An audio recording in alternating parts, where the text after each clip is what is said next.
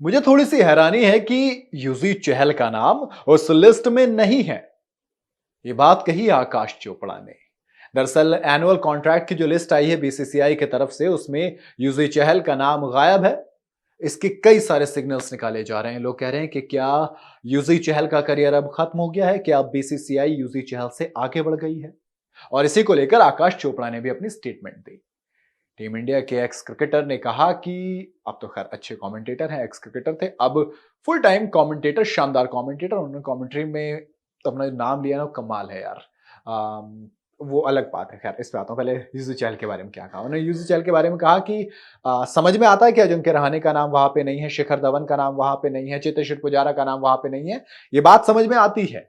Even दीपक हुडा का जो नाम वहां पे नहीं है, वो भी समझ में आ जाता है।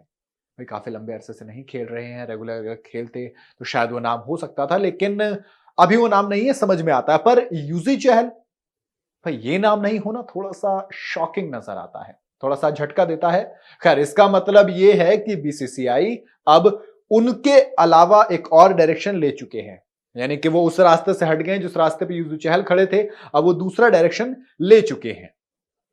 यूजी चहल की बात करूं तो 72 ओडीआई खेले हैं और 80 उन्होंने खेले हैं टी20। और टी20 में यूजी चहल का जलवा था यार। 96 विकेट हैं इंडिया की तरफ से। इतने विकेट टी20 फॉर्मेट में अभी तक किसी ने नहीं लिए। सबसे ज्यादा विकेट उनके पास है टी20 में, बावजूद इसके वो नहीं है।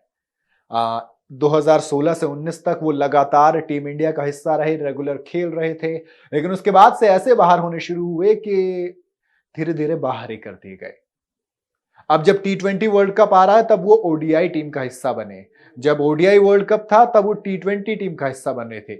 इसका मतलब ये है कि बीसीसीआई उनसे पहले होता ना, साइडलाइन करना शुरू करो।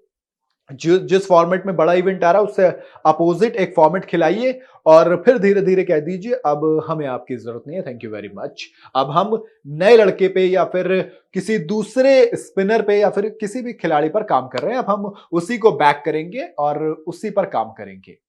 सिर्फ इतना ही नहीं, आगे उन्होंने आकाश चोपड़ा ने दीपक चहर के लिए भी बात कही। उन्होंने कहा कि शायद दीपक चहर का नाम बस आते आते रह गया। दरअसल दीपक चहर के फादर की तबीयत खराब थी, जिसकी वजह से उन्होंने अपने आप को थोड़ा सा अलग कर लिया क्रिकेट से। वरना आकाश चोपड़ा ने कही कि वो अफगानिस्तान सीरीज खेल रहे होते और अगर वो 10 टी20 खेल लेते तो ऑटोमेटिक चॉइस वो हो जाते, वो इस सेंट्रल कॉन्ट्रैक्ट में आ जाते। दीपक चहर एक ऑलराउंडर, एक अच्छे ऑलराउंडर सीएसके वाले। अब अगर उनका नाम नहीं है तो फिर वो फादर वाला रीजन आप कह सकते हो, अदरवाइज उनका नाम यहां पर हो सकता था। लेकिन कई सारे शॉकिंग भी लगे वाकई में। ये जो एनुअल कॉन्ट्रैक्ट की लिस्ट आई, इसमें कई सारे झटके, और सबसे बड़ा तो वो श्रेयस अय्यर, ईशान किशन वाला था।